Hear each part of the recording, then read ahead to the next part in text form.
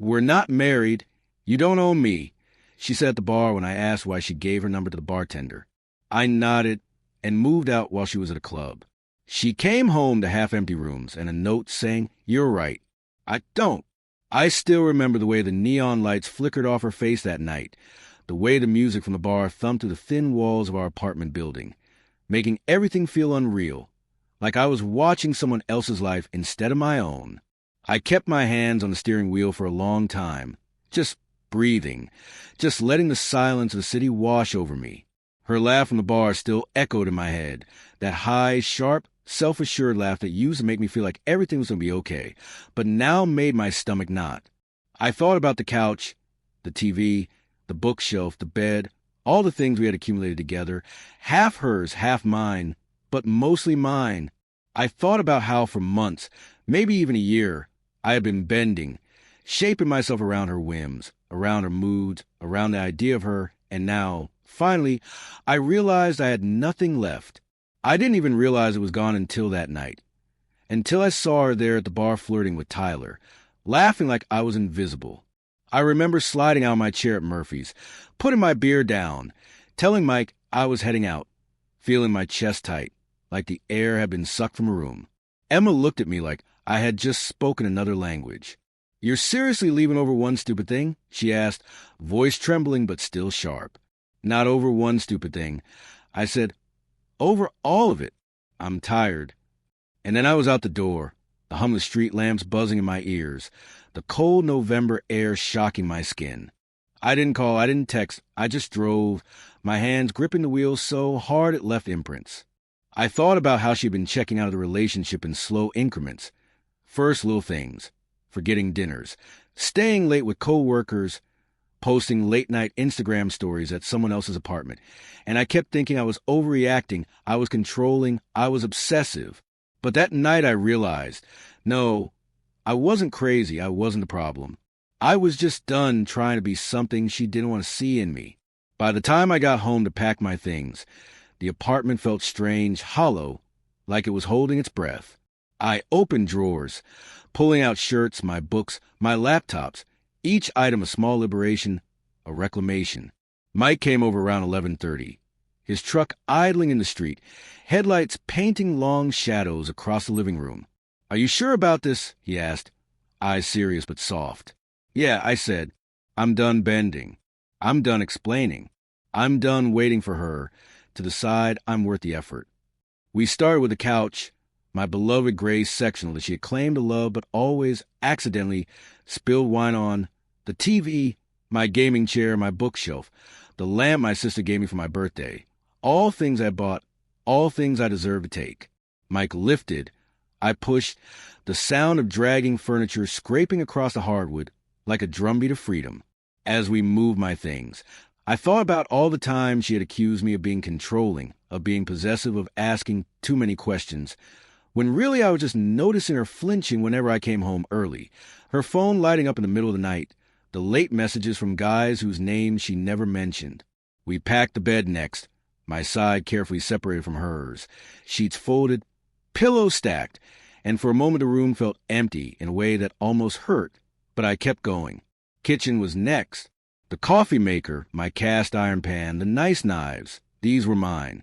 I left her the plastic Target dishes, the mismatched mugs. Mike raised an eyebrow. "You're taking all this?" I shrugged. "She uses it. Yeah, but I paid for it. I'm not leaving my life behind." We did bills, accounts, internet, electric, water. I forwarded everything, made sure she had what she needed. No sabotage, just boundaries. 1:43 a.m., apartment empty enough to echo.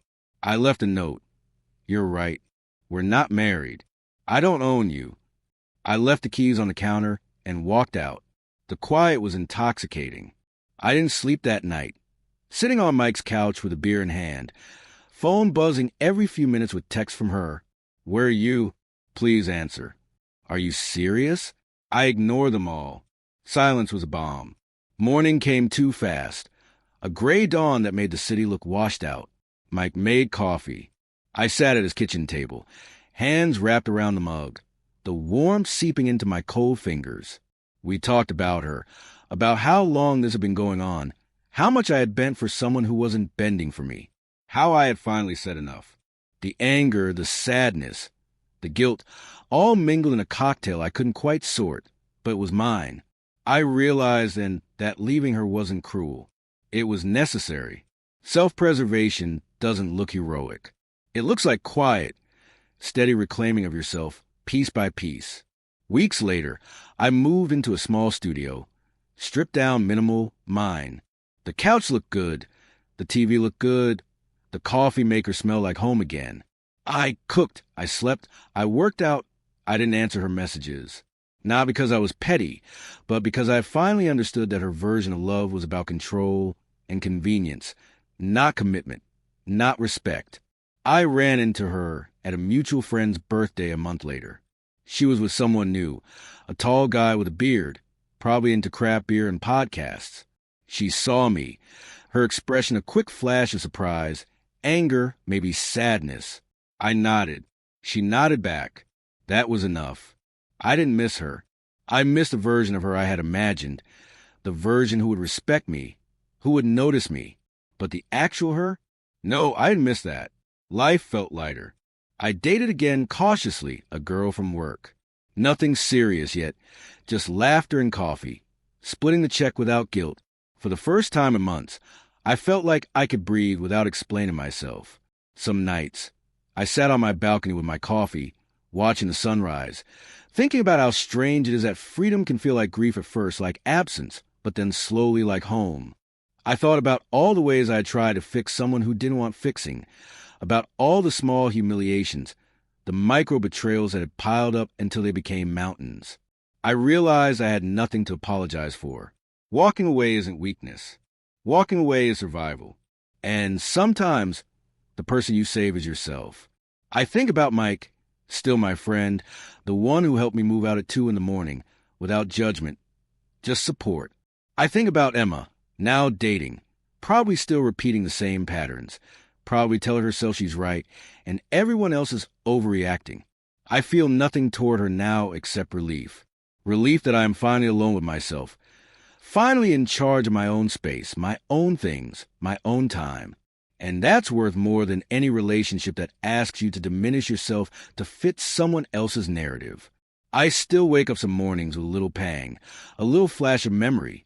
Her laugh, the way she used to rest her head on my shoulder, the smell of her perfume lingering in the apartment. But it fades fast, because now, every decision I make is mine. Every cup of coffee, every book on the shelf, every shirt I fold into a drawer, it belongs to me, and I belong to me, and that finally is enough. The next few nights after moving out, I barely slept. I'd sit on the balcony of my studio, cigarette in one hand, coffee in the other, city lights spilling across the streets below, and I'd think about her, not in a nostalgic, romantic way, but in a cataloging way, like I needed to unpack every lie, every slight, every late-night message that made me feel like I was a crazy one. I remember one night specifically, 3 days after I left, scrolling to my phone again, just staring at her name. The text had stopped because I blocked her, but my friend's group chat kept buzzing. Mike, bless him, kept me grounded. "You okay, man?" he'd ask. And I'd shrug, not because I wasn't okay, but because I couldn't put into words what okay felt like after months of walking on eggshells. Then there were moments when I'd flash back to smaller things that only now seem like red flags. The time she accidentally left her Tinder app open while I was in the shower, or the way she rolled her eyes whenever I suggested a weekend with my family. Not dramatic enough to warrant a fight, but enough to slowly erode the trust one had in her, in us. Packing that night was still vivid in my mind.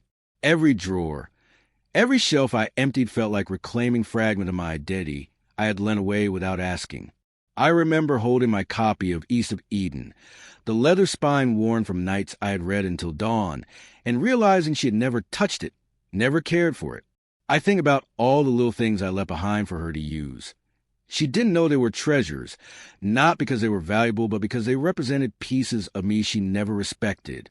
And the note, "You're right, we're not married. I don't own you." I had written it and rewritten it 3 times, trying to get the tone right. Not accusatory, not bitter, just absolute acknowledgement of her words and my silent answer. So I'm leaving. The apartment she returned to that morning was silent, cold, empty. I imagine her footsteps to the living room. Hesitation in every step, realizing her presence no longer had weight here. I imagine her hands hovering over the couch cushions, over the TV stand, over the empty bedroom, wondering if she had finally realized she couldn't control me by convenience anymore.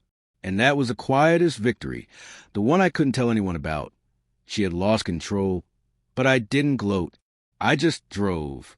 I drove aimlessly, until I didn't feel the knot in my stomach anymore, until the ache in my chest softened enough that I could even start thinking about tomorrow. Mike and I became a kind of weird, domestic duo. He'd come over, bring pizza, beer, and stay for hours, just talking about nothing and everything. The first week I moved out, I didn't even unpack fully. I slept on an air mattress, clothes in piles, dishes stacked in the sink, because I didn't care. I didn't need things to look right. I needed the space to exist without negotiation, without the constant anxiety of how she might react if I so much as moved a pillow the wrong way. Mike called it psychological furniture. All the invisible weight you carry when someone constantly judges your decisions.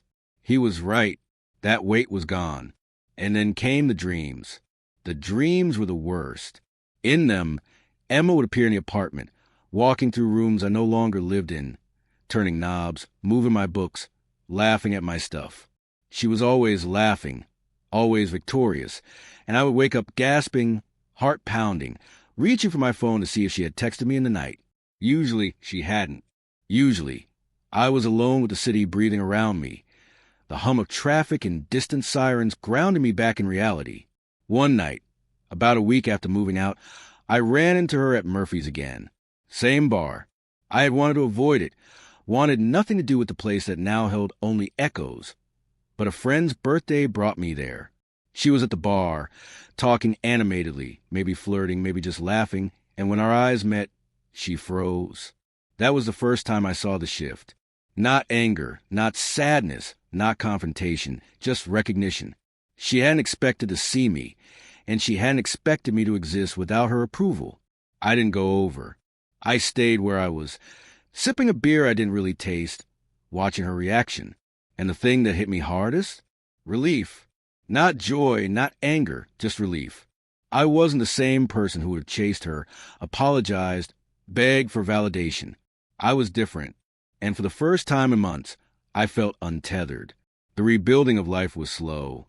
I went through old emails, old photos, everything that reminded me of her and the version of myself I had lost. I cried sometimes, not in embarrassment, but in exhaustion, grief for the person I had been, grief for the relationship I thought I could fix. I called my parents more often. I called my sister. I started running again, letting the streets of the city swallow me in miles and sweat. Everything that had felt like punishment before, solitude, quiet, long nights alone, became a lifeline. Then came dating again. Not seriously at first. A girl from work, Sarah, asked if I wanted to grab drinks. I said yes. We went, laughed too much, shared stories about childhood dogs, bad high school teachers, our parents' quirks. We split the check. She smiled at me, not a smile of conquest or manipulation, just warmth. That felt like a revelation. That felt like freedom, like choosing someone because I wanted to, not because I felt trapped or obligated. Emma's messages came eventually, sporadic, pleading, trying to pull me back. Can we talk? I miss you. I think we can work this out. And I didn't respond. Not because I didn't care, but because caring now meant protecting myself. I learned that love isn't always the same as staying.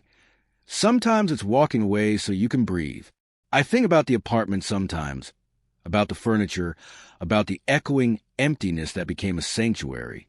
I think about the bar, about the last time I saw her laughing in the neon glow, about all the microdramas I had endured, all the moments I had swallowed my anger or sadness because confrontation felt too heavy. And I realize now that confrontation isn't about winning. It's about recognizing when the scales have tipped too far, when your peace is more important than someone else's approval. Even now, months later, I sit on my balcony with coffee, watching the sunrise. The city is waking up, lights turning off one by one, cars beginning to hum, and I feel a deep, steady kind of calm. I think about her sometimes, maybe more than I should, and I feel no anger, no longing, just a quiet acknowledgement that this is what surviving feels like. I have boundaries. I have space. I have my friends, my routines, my own small victories in the form of a perfectly brewed cup of coffee or a clean, quiet apartment. I have myself, finally fully, and nothing she could have done or said can take that away. Mike calls one evening. "You good, man? Haven't seen you out in a while." And I tell him I'm fine. Better than fine. Free, I want to say, but even that feels too dramatic. I'm not free in the cinematic sense. I'm free in the practical, quiet sense.